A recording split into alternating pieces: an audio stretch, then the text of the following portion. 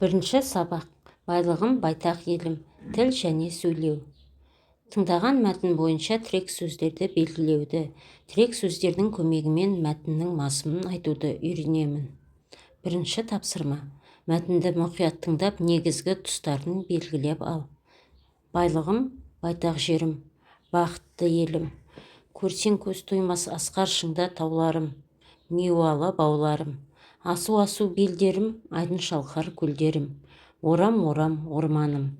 Алтайдан Атырауға дейін созылып жатқан кең байтақ жерімізге ірі-ірі елдерден тұтасымен сыйып кетері анық.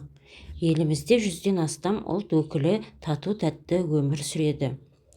Қазынаның барлығы да қазақ жерінің топырағында тұнып жатқанын екінің бірі біледі. Ал ғарышқа жол Байқоңырдан басталатын мақтан етпейтін кім бар? Орынды мақтаныш. Елім де жерім де оған әбден лайық. Бұл жерде миуа дегеніміз жеміс-жидек, жеміс беруші ағаштар. Кең байтақ бұл өте үлкен жер дегенді білдіреді. Екінші тапсырма. Тірек сөздердің қатарын толықтырып жаз.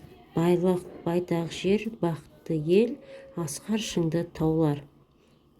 Енді біз өз нұсқамызды таңдаймыз. Миуалы баулар, асу-асу белдер, айдын шалқар көлдер, орам-орам орман, 100-ден астам ұлт өкілі, тату-тәтті өмір, ғарышқа жол, мақтаныш. Айтылған пікірлер рас немесе жалған екені анықта. Бірінші. Менің байлығым байтақ жерім, бақытты елім. Екінші.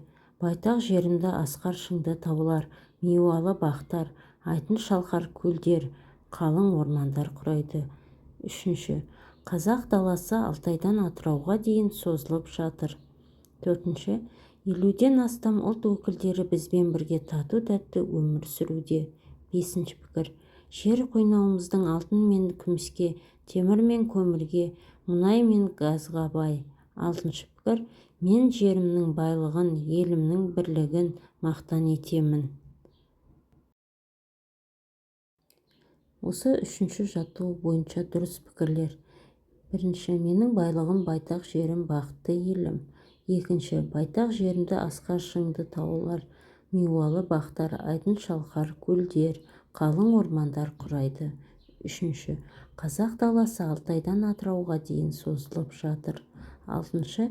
Мен жерімнің байлығын, елімнің бірлігін мақтан етемін.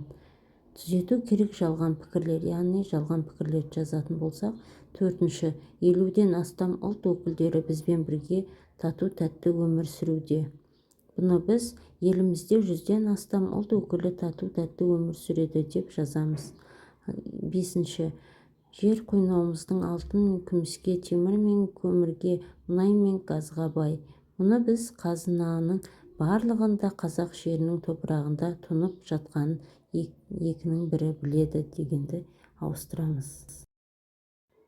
Төртінші тапсырма. Оқы. Қазақстанның мемлекеттік тілі қай тіл? Мемлекеттік тілі қазақ тілі. Сен қай тілде сөйлейсің? Мен қазақ тілінде сөйлеймін. Диалогты пардаласыңмен жалғастырып көр. Диалогке қатысуға сөйлеудің қай түрі жүзеге асты? Бұл жерде диалог ауызша диалог болады, яғни екі адамның алма-кезек сөйлесуі. Бұл жерде диалогты жалғастыратын болсақ, тағы да сен қандай тілдерді білесің? Мен қазақ тілінен басқа орысша, ағылшынша және басқа да тілдерді білемін, бірақ өз тілімді құрметтеймін деп жазуға болады. Шығармашылық үзіліс. Бесінші. Қазақ тілі ана тілім тақырыбында көпшілік алдында сөйлеуге дайындал. Ол үшін бірінші. Жоспар құр. Екінші. Не сөйлейтініңді құрған жоспарыңа сәйкес ретте. Үшінші. Сөзіңді түсінікті, мәнерлі жеткізуге тырыс. Төртінші. Сөйлегенде қанатты сөздер мен мақал-мәтелдерді қолдануды ұмытпа. Қазақ тілі менің жүрегіме жақын, ең қымбатты тіл. Өйткені бұл менің ана тілім. Мен алғаш сөйлеп үйренген тілім қазақ тілі. Осы тіл арқылы мен ойымды айтамын, оқимын, жазамын, достарыммен сөйлесемін. Ана тілім менің мақтанышым. Атақты ғалым Ахмет Байтұрсынұлы айтқан: тілі жоғалтқан жұрттың өзі де жоғалады деп. Сондықтан біз тілімізді сақтауымыз керек деп қысқаша осылай көпшілік алдында сөйлеуге дайындаламыз.